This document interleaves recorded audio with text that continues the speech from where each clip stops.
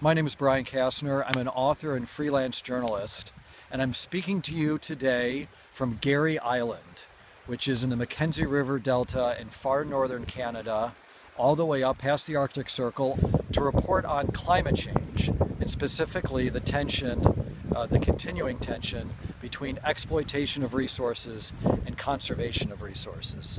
And so to do that, I and a couple paddling companions, have been in a canoe for about the last 40 days, over 1,100 miles of paddling, and we got in our canoe at Hay River, a little town on Great Slave Lake, and paddled the entire length of the Mackenzie River. The Mackenzie River is enormous. It's the second largest in North America. We paddled through every little town, through the twisting canyons, through rapids, through the delta, and now we're out here at one of the most northern islands in the Mackenzie River Delta, Garry Island. Why are we here at Garry Island, and why do we do this to report on climate change?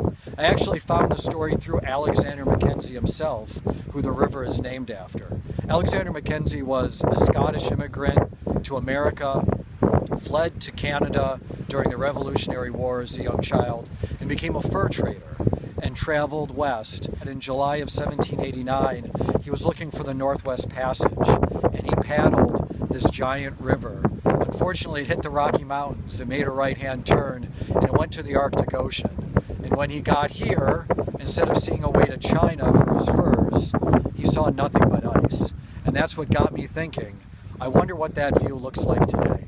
And so while he was dodging icebergs in Great Slave Lake and was talking about the extreme cold, we were dodging thunderstorms on the Mackenzie River. And once we got here to his last island, Garry Island, well, there's no ice. It's just water as far as the eye can see.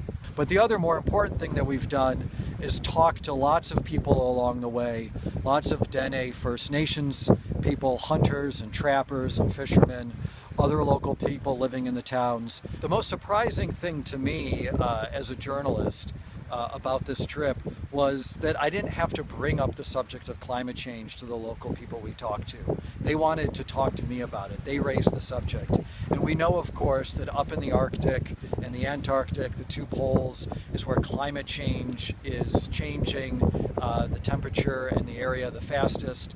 And I talked to a lot of people up here that can confirm that and wanted to tell me stories. Only 40,000 people in the Northwest Territory, but we tried to talk to people in every town and learn ways that climate change is affecting them to be able to bring that story back and